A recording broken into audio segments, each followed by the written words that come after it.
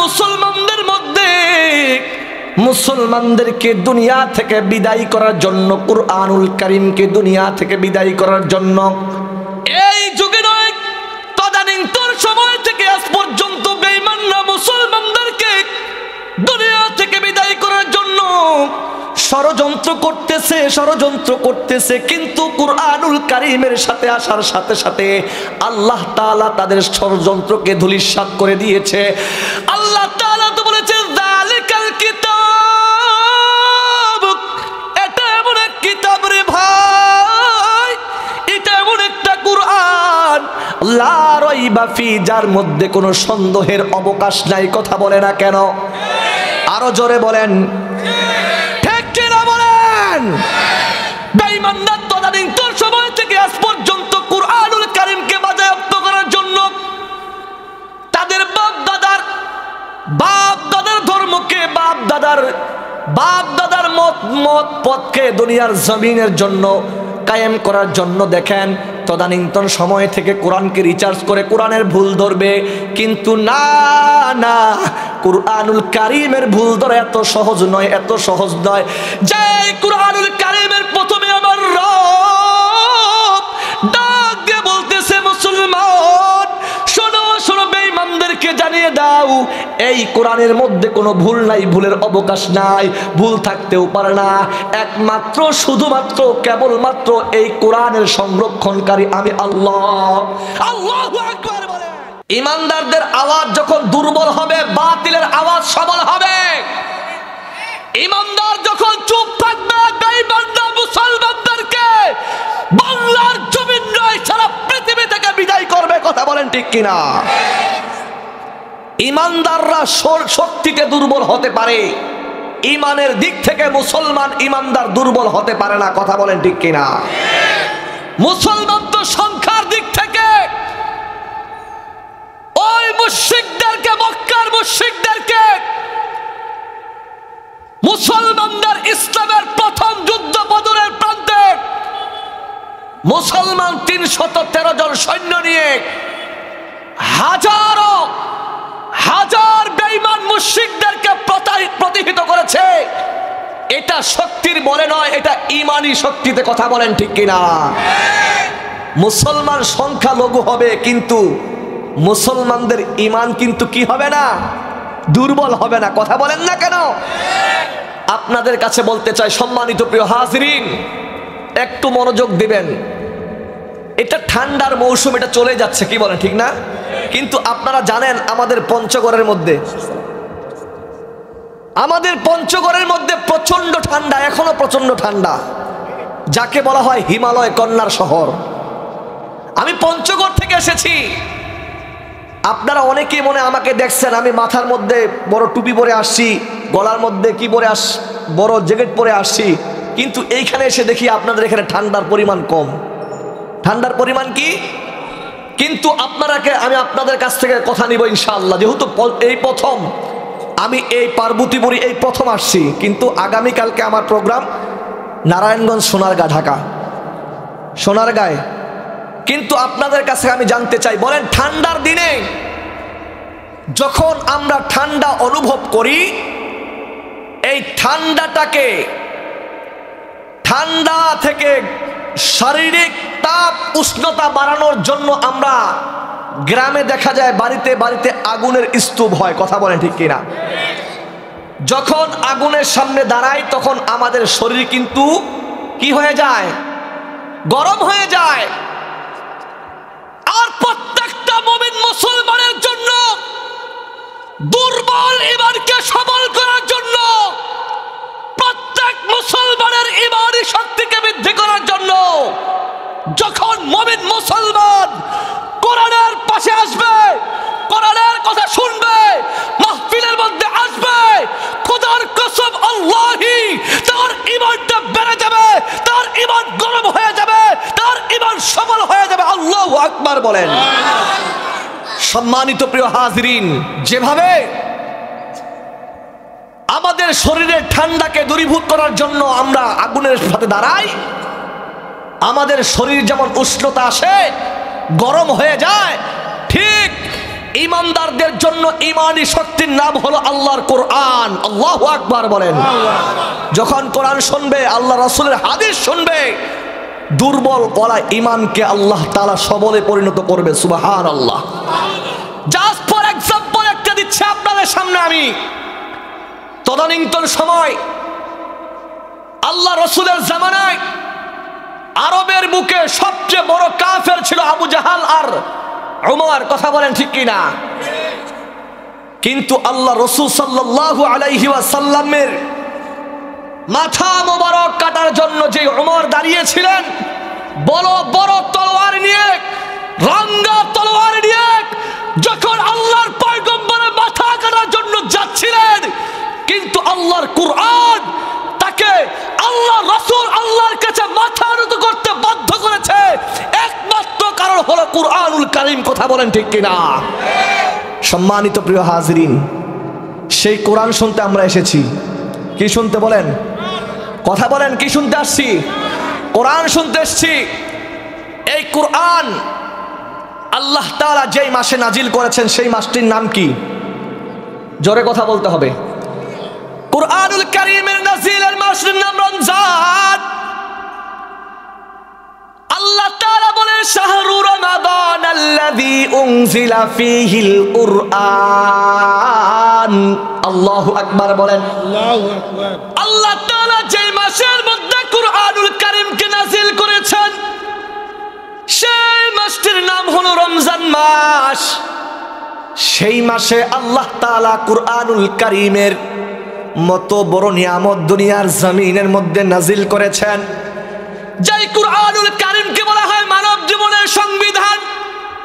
যে কুরআনুল কারীমকে যদি কোনো মুমিন, মুসলমান, বেঈমান, মুশরিকরাও যদি কোরআনের গাইডলাইন অনুকরণ করে তার জিন্দেগির, হায়াতের জিন্দেগি পরিচালনা করে, আলহামদুলিল্লাহ, আল্লাহ তাআলা যদি ওই ব্যক্তিকে জামানার সবচেয়ে বড় ফেরাউন নমরুদের মতো, আবু জাহালের মতো করে, কিন্তু কুরআনুল কারীমের বদৌলতে রব্বে কারীম ওই ব্যক্তিকে আল্লাহ তাআলা হেদায়েতের মালা তার গলার মধ্যে পরিয়ে দিবে।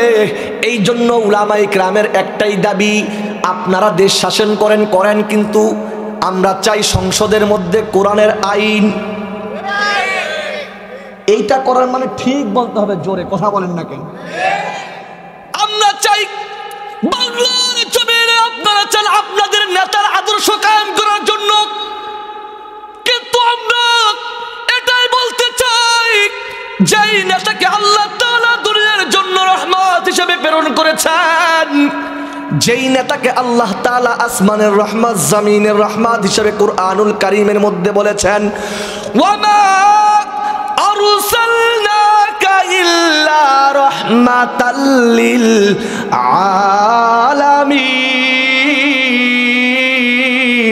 আলামিন। আল্লাহ তাআলা যেই নবীকে, আমার আপনার পয়গম্বরকে এই পৃথিবীর জন্য রাহমাতাল লিল আলামিন হিসেবে প্রেরণ করেছেন, ওই পয়গম্বর আল্লাহ তাআলার পক্ষ থেকে যেই বিশেষ মুজিজা পেয়েছেন, সবচেয়ে বড় মুজিজার নাম কুরআনুল কারীম। আল্লাহ তাআলার পক্ষ থেকে বড় হাদিয়ার নাম হলো কুরআনুল কারীম। এই কুরআনুল কারীমের আইন আমি আপনাদেরকে বলতে চাই নয়, আমরা আওয়াজ তুলবো যে বাংলার পার্লামেন্ট থেকে, বাংলার জমিনের, বাংলাদেশের পার্লামেন্ট থেকে কোরআনের অনুকরণের জন্য আইন পাশ করলে এই বাংলাদেশের মধ্যে কোনো দুর্নীতি থাকবে না, বাংলাদেশের মধ্যে কোনো জুলুম থাকবে না, বাংলাদেশের মধ্যে কোনো জেনা থাকবে না। আল্লাহর কোরআনের বদৌলতে বাংলার জমিনটা সোনার মদিনায় পরিণত হয়ে যাবে। আল্লাহু আকবার বলেন। এর প্রমাণ এক্সাম্পল নেন। আল্লাহর নবীর পূর্বে ওই মদিনা সোনার মদিনা ছিল না, ওই মদিনার নাম ছিল ইয়াসরিব, যেটা গোটা বিশ্বের কাছে পরিচিত ছিল বর্বর দেশ হিসাবে। কথা বলেন ঠিক কিনা? আমার সাথে উলামায়ে কেরামরা আছেন, তারা জানেন এই ইয়াসরিব ছিল গোটা পৃথিবীর বুকে একটা লাঞ্ছিত, একটা বর্বর মূর্খতা, জাহেলিয়া, এমন অন্ধকারাচ্ছন্ন যুগের অন্ধকারাচ্ছন্ন একটা দেশ ছিল। কিন্তু কিন্তু আল্লাহ রসুলের আগমনের সাথে সাথে আনাস থেকে বর্ণিত আল্লাহ রসুল যখন মদিনায় গমন করেন, হিজরত করার সাথে সাথে বলেন মদিনা চতুর্দিক থেকে আলোকিত হয়ে গেছে। সুবহানাল্লাহ। আর সেই আলোকিত পয়গম্বরকে আল্লাহ তাআলা আলোকিত কুরআনুল কারীম নাজিল করেছেন। এই কোরআনের অনুকরণ থাকলে বাংলার জমিন সোনার দেশে, সোনার মদিনায় পরিণত হবে। কথা বলেন ঠিক কিনা?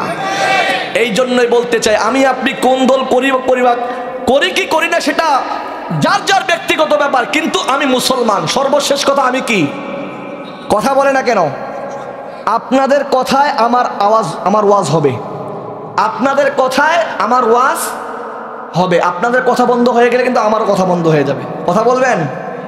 একটু জিকির করি লা ইলাহা, জোরে জোরে বলেন লা ইলাহা, লা ইলাহা ইল্লাল্লাহ, লা ইলাহা, লা ইলাহা ইল্লাল্লাহ, লা ইলাহা। আমার সাথে বলবেন ভাইজান বহু দূরে মাদিনা। কথা বলেন না কেন?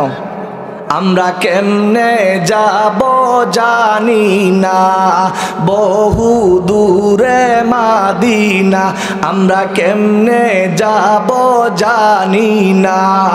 দয়ার সাগর দয়া করে, দয়ার সাগর দয়া করে, পূরণ কর মনের বাসনা।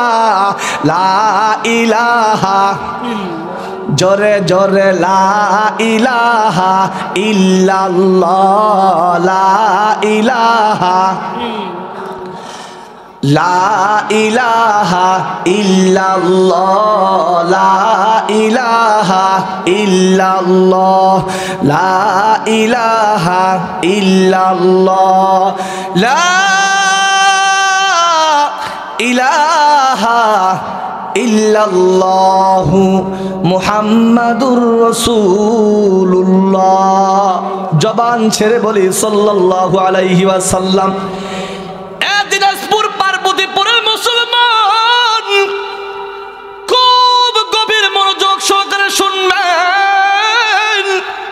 বেঈমান না মুসলমানদের মধ্যে, মুসলমানদেরকে দুনিয়া থেকে বিদায় করার জন্য, কুরআনুল কারীমকে দুনিয়া থেকে বিদায় করার জন্য এই যুগে নয়, তদানীন্তন সময় থেকে আজ পর্যন্ত বেঈমানরা মুসলমানদেরকে দুনিয়া থেকে বিদায় করার জন্য ষড়যন্ত্র করতেছে। কিন্তু কুরআনুল কারীমের সাথে আসার সাথে সাথে আল্লাহ তাআলা তাদের ষড়যন্ত্রকে ধূলিসাৎ করে দিয়েছে।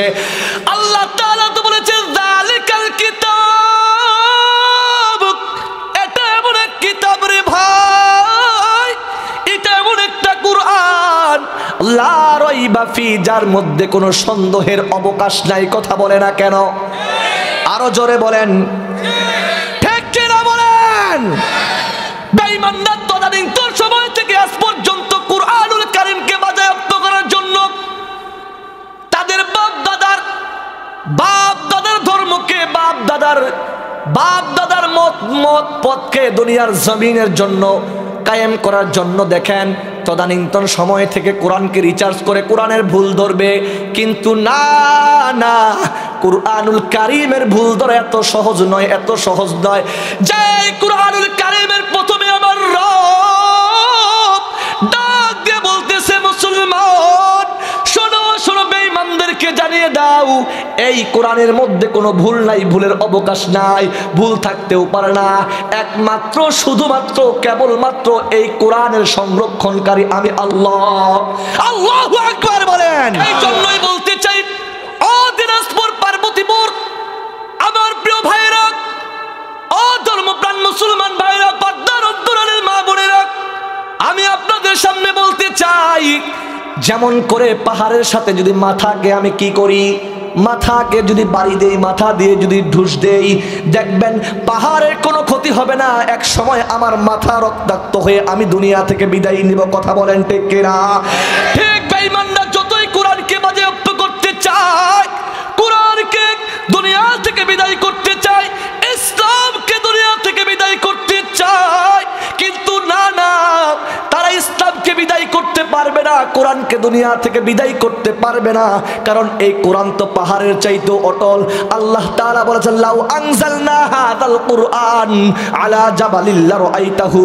আল্লাহ তাআলা কোরআনটা পাহাড়ের উপর নাযিল করতে চেয়েছিল, কিন্তু না, ওই কোরআনকে ধারণ করার ক্ষমতা পাহাড়ের ছিল না।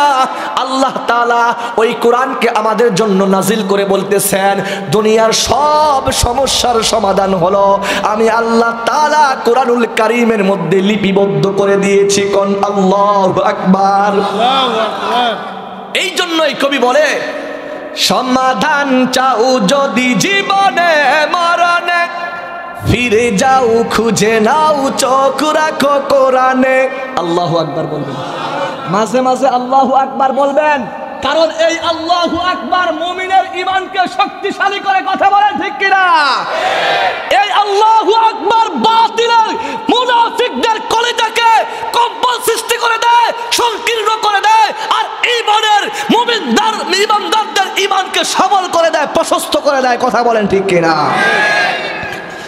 সমাধান চাও যদি জীবনে মরণে, ফিরে যাও খুঁজে নাও চোখ রাখো কোরআনে। সমাধান চাও যদি জীবনে মরণে, ফিরে যাও খুঁজে নাও চোখ রাখো কোরআনে। তবেই পাবে সুখ শান্তির ঠিকানা। আল্লাহু আকবার। তবেই পাবে সুখ শান্তির ঠিকানা, যদি মেলে নাও তুমি মনে প্রাণে। সমাধান সমাধান চাও যদি জীবনে মরণে, ফিরে যাও খুঁজে নাও চোখ রাখো কোরআনে।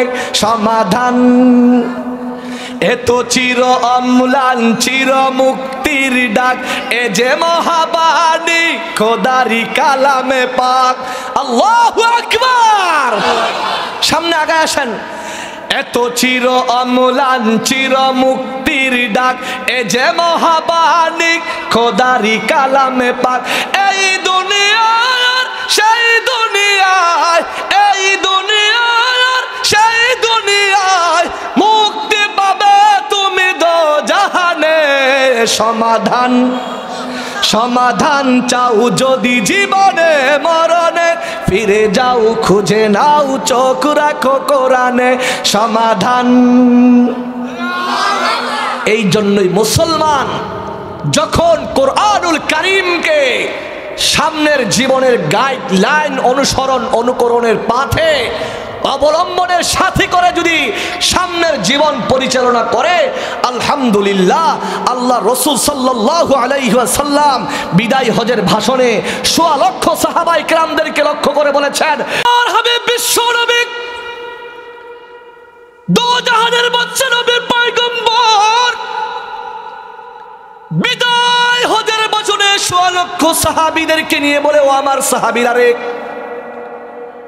আমি তোমাদের মাঝে, আমি তোমাদের কাছে, আমি তোমাদের নিকট দুইটা জিনিস রেখে গেলাম। এই দুইটাকে যখন তোমরা আঁকড়ে ধরবে, মজবুত করে ধরবে, তোমরা শক্ত করে মজবুত করে এই দুইটা জিনিসকে যখন অবলম্বন করে সামনের জীবনকে পরিচালনা করবে, কখনো পথভ্রষ্ট হবে না। একটা হলো আল্লাহ তাআলার কুরআন। আমি আমার পঠিত হাদিস তেলাওয়াত করেছি, আমার পঠিত হাদিস আপনাদের সামনে উপস্থাপন করেছি, যে বিষয়কে কেন্দ্র করে আল্লাহ তাআলা ডাক দিয়ে বলতেছে, পয়গম্বর ও নবী আমার, আপনি জানিয়ে দেন যারা এই দুইটা জিনিসকে অবলম্বন অনুকরণ অনুসরণ করবে, আল্লাহ তাআলা তাদেরকে কখনো পথভ্রষ্ট করবে না, পথভ্রষ্ট করবে না, পথভ্রষ্ট করবে না। এক নাম্বারের নাম কি? আল্লাহর কুরআন। এক নাম্বার কি? জোরে বলতে হবে। দেখবো আপনাদের আওয়াজ আর আমার আওয়াজ 10-এর লাঠি, জোরে বলে না, 10-এর লাঠি। আপনাদের আওয়াজ আর আমার আওয়াজ কম্পেয়ার করব, দেখবো কার আওয়াজটা বেশি হবে। আমি তো মনে করি ইমানদারদের ইমান যত মজবুত হবে তার তাকবীর তত বড় হবে। ওয়ারাব্বাকা ফাকাব্বির। আল্লাহ তাআলার আওয়াজ হবে দুনিয়ার মানুষের চাইতে সবচেয়ে বড়। আল্লাহু আকবার বলেন। আল্লাহু আকবার মানে আল্লাহ সবচেয়ে বড়। আল্লাহ যত বড় আল্লাহর কথাও তত বড়। কথা বলে না কেন?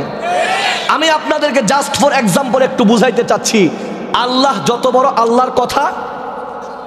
কথা না বললে কিন্তু আমার ওয়াজ হবে না। কিন্তু আমি শুরু করি নাই এখনো, কিন্তু ওয়াজ শুরু করছি।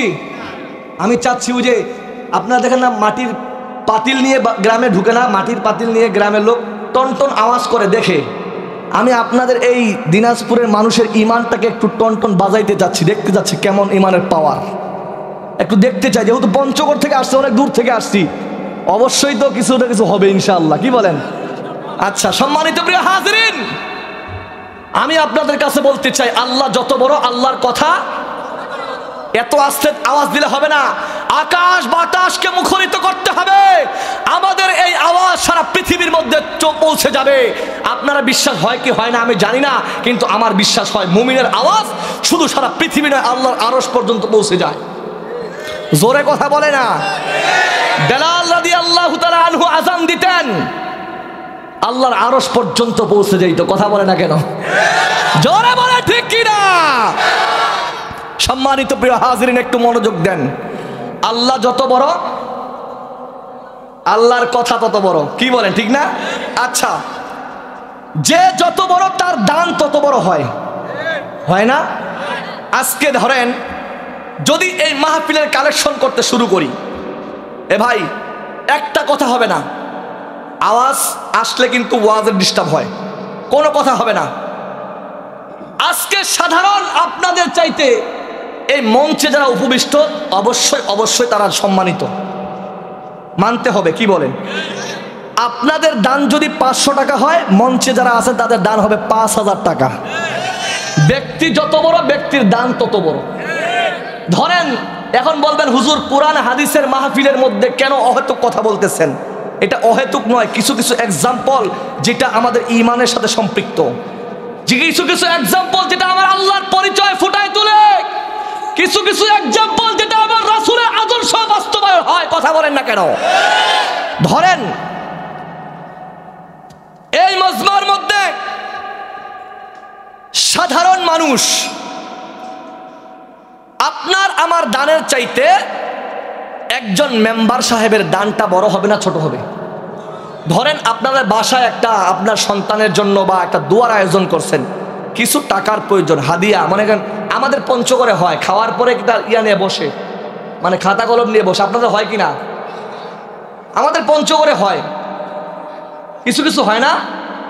কিন্তু ওই বাড়িতে যদি, ওই দাওয়াতের মধ্যে যদি সাধারণ মানুষকে দাওয়াত খাওয়ানো হয়, 1000 টাকা অথবা 500 টাকা দিবে।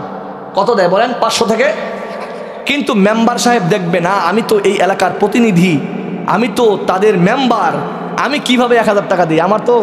আমার যেই যারা আমার প্রতিনিধি তারাই তো 1000 টাকা দিচ্ছে, আমি কি দিব বলেন? তখন তিনি ওই দিক বিবেচনা করে তার দানটা বাড়ায় 2000। কেন? ব্যক্তি যত বড়, ব্যক্তির দান তত বড়।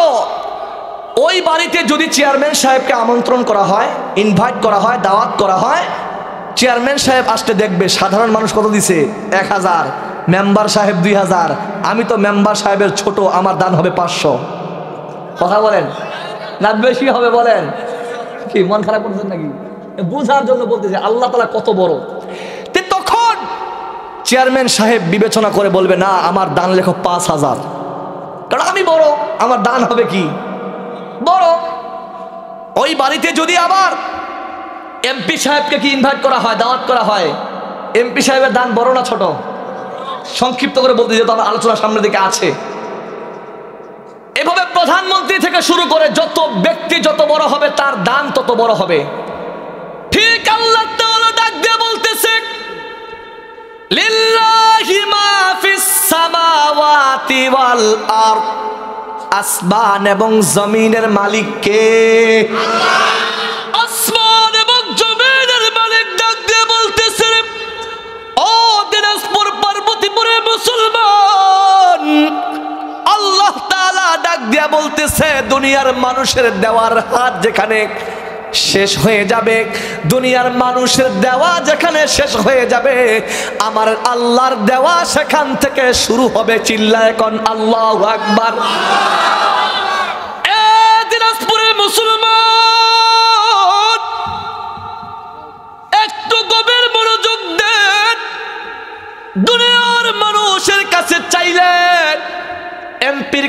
চাইলে, মন্ত্রীর কাছে চাইলে, গণ্যমান্য ব্যক্তিদের কাছে চাইলে একটু গভীর মনোযোগ দিতে হবে।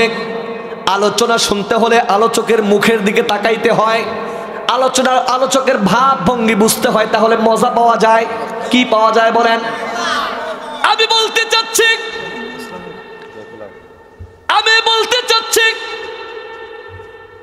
আল্লাহ তাআলা ডাক দিয়ে বলতেছে, ও দুনিয়ার মানুষ, দেখো দেখো, দুনিয়ার মানুষের কাছে চাইলে মানুষ কিন্তু বেজার হয়ে যায়। ধরেন প্রথমবার যদি আমি আমাদের প্রধান অতিথিকে, আসছে নাকি একটু বলতে চাচ্ছি, আসছে নাকি? আমাদের প্রধান অতিথি এসে বসছে। আলোচনা আমি একটু গুছাইনি, খালি সূচি দেখেন না, সূচিপত্র বইয়ের সূচি দেখছে, আমি সূচিগুলো দিব, তারপরে আলোচনা বিস্তারিত করব। আমি বলতে চাচ্ছি একটু গভীর মনোযোগ দেন। আমাদের প্রধান অতিথি সাহেব একজন সম্মানিত ব্যক্তি, তিনি আমাদের গণ্যমান্য ব্যক্তি, আমাদের শ্রদ্ধেয় ব্যক্তি। দেখেন তিনার দান কিন্তু উদার, তার মন কিন্তু উদার। কি বলেন? তিনার মনটা উদার। কিন্তু আমি যদি অতিথি সাহেবকে, প্রধান অতিথিকে বলি, শ্রদ্ধেয় প্রধান অতিথি সাহেব, আপনি আমাদের মাহফিলের জন্য কিছু অনুদান দেন, কিন্তু দেখবেন বলবে লেখো 50,000 টাকা। বুঝার জন্য বলতেছি, বলবে কত বলেন? 50,000 টাকা। কিন্তু আবার যদি আমি বলি, একটু পরে বলি, 50,000 টাকা আপনার জন্য দিয়েছেন, এখন আপনার আহলিয়ার জন্য, আপনার বিবির জন্য আরো 50,000 দেন। দেখবেন কিন্তু প্রথম কিন্তু খুশি ছিল, এখন কিন্তু আস্তে আস্তে মনটা বেজার হয়ে যাবে। কথা বলে না কেন? কিন্তু তারপরে যদি বলে, আপনি তো আমাদের প্রধান অতিথি, আপনি আপনার জন্য 50,000 টাকা দিয়েছেন, আপনার বিবির জন্য, আপনার আহলিয়ার জন্য 50,000 টাকা দিয়েছেন, এখন আপনার ছেলের জন্য 50,000 টাকা দেন। দেখবেন কিন্তু প্রথম যা দিছে, দ্বিতীয়বার কিন্তু কমে যাবে দান, আর 50 দিবে না, বলবে লেখো 20,000। ধরেন কথার কথা। কিন্তু দেখবেন দুনিয়ার মানুষের নিজাম হলো, দুনিয়ার মানুষ প্রথম যা দেয়, দ্বিতীয়বার তার চেয়ে কম দেয়। কথা বলে না? দ্বিতীয়বার যা দেয়, তৃতীয়বার তার চেয়ে আরো কম দেয়। তৃতীয়বার যা দেয়, চতুর্থবার একবার বিরক্ত হয়ে বলে, দা আমি আর দিতে পারবো না। কিন্তু রব্বে কারীম ডাক দিয়ে বলতেছে, পয়গম্বর, ও নবী আমার, শোনো শোনো, তোমাদের রব কেমন? তোমাদের আল্লাহর হাবিব বলতেছে, আল্লাহ তাআলা আমাকে বলছেন, ও আমার উম্মত, শোনো শোনো, তোমাদের রব কেমন? তোমাদের রব কেমন জানো? তোমাদের আল্লাহ কেমন? তোমাদের আল্লাহর কাছে প্রথম যা পাইবা, দ্বিতীয়বার তার চেয়ে দ্বিগুণ পাইবা। আল্লাহু আকবার বলেন। তোমার রব প্রথমবার চাইলে যদি তোমাকে যা দিবে, দ্বিতীয়বার চাইলে তার চাইতে বেশি দিবে। কিন্তু দুনিয়ার মানুষ প্রথম যা দেয়, দ্বিতীয়বার কি দেয়? তার চেয়ে কম দেয়। আমার আল্লাহ প্রথম যা দেয়, দ্বিতীয়বার তার চাইতে বেশি দেয়। দ্বিতীয়বার যা দেয়, তৃতীয়বার তার চাইতে 3 গুণ বাড়াইয়া দেয়। তৃতীয়বার যা দেয়, চতুর্থবার তার চাইতে 3-4 গুণ বাড়াইয়া দেয়। এমন করে দিতে দিতে এক সময় বলে, বান্দা তুমি আমার, আর আমি আল্লাহ হলাম তোমার। আল্লাহু আকবার বলেন। দুনিয়ার মানুষ বলে, দুনিয়ার মানুষ বলতে থাকে, আমার কাছে চাইলে, আমার কাছে চাইলে আমারটা কমে যায়, আর আমার রব বলে আমার মর্যাদা বেড়ে যায়। কারণ আমার তো কোনো কিছুর কমতি নাই, কমতি নাই, কমতি নাই। লিল্লাহি মা ফিস সামাওয়াতি ওয়াল আরদ। আল্লাহ তাআলা আসমানের সৃজনকর্তা, জমিনের সৃজনকর্তা।